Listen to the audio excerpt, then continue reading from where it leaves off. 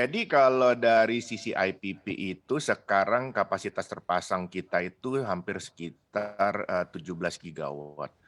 Kalau diterjemahkan menjadi, kebutuhan batu bara per tahun itu kalau untuk IPP sekitar 51 juta, atau sekitar 4,2 juta per bulan.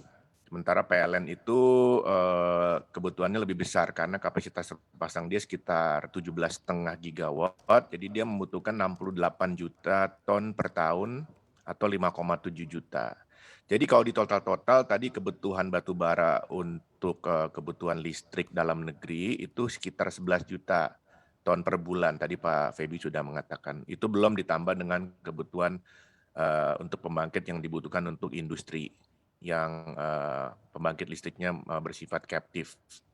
Jadi kalau di total sebetulnya kebutuhan listrik, nasional itu secara total membutuhkan sekitar 130 juta ton batu bara per tahun gitu, atau sekitar 11 juta per bulan. Itu untuk, ya inventory, yang aman sekitar 15 sampai 20 hari, itu kondisi idealnya.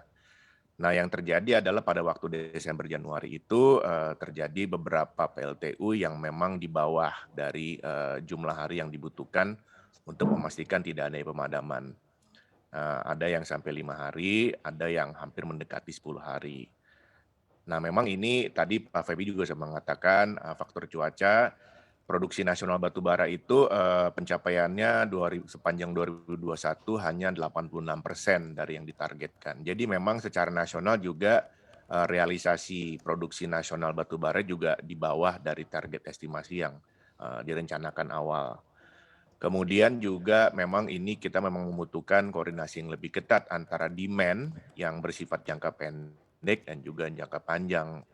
Nah, kemarin itu kita lihat juga ada faktor selain cuaca juga, ini apa namanya, dari industri pengapalannya juga, apa namanya, dari, tongkang atau tugs and barges itu juga dibutuhkan, kepastian bahwa mereka juga siap, melakukan pengiriman, batu bara untuk ke tempat-tempat PLTU-PLTU yang berlokasi yang cukup tersebar.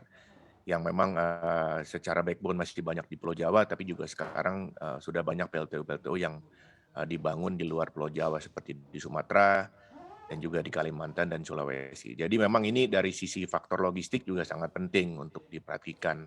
Karena walaupun misalnya dari produksi batu bara sudah mencukupi dan dari perencanaan PLTU juga sudah, dapat terencana secara matang, kalau misalnya faktor logistiknya tidak diperhatikan juga itu, bisa berdampak juga terhadap, kelangkaan, sumber, apa namanya, batu bara yang mencukupi atau ideal.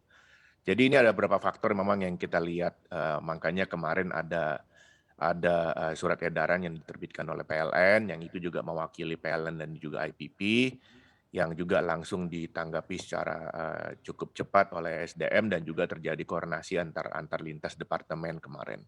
Kita masih menunggu solusinya tentunya dari, PLSI mewakili, pembangkit, kita sangat mengharapkan memang, adanya suatu solusi yang bersifat permanen. Jadi bukan Ya, hanya mencoba mencari solusi jangka pendek saja untuk sekarang ya. ini yang memang tadi ada faktor cuaca, ada faktor, logistik dan lain sebagainya, tapi juga ke depannya. Dan ke depan ini memang membutuhkan perencanaan yang sesuai juga sudah digariskan di dalam RUPTL bahwa ke depan memang, dari pelaku usaha juga sangat, mempunyai antusiasme tinggi untuk, mulai melakukan transisi energi. Sehingga ketergantungan akan pasokan listrik dari batu bara ini tidak terlalu besar, tidak terlalu Ya. menjadi, bottleneck di tahun-tahun berikutnya. Dan ini yang kita lihat memang harus membutuhkan, pekerjaan rumah sama-sama supaya kita bisa, mulai melakukan diversifikasi energi sehingga tidak terlalu besar, ketergantungan sama batu bara. Seperti itu sih. Jangan lupa unduh aplikasi CNBC Indonesia di Google Play Store dan App Store untuk ikuti terus perkembangan terkini terkait berita ekonomi dan bisnis.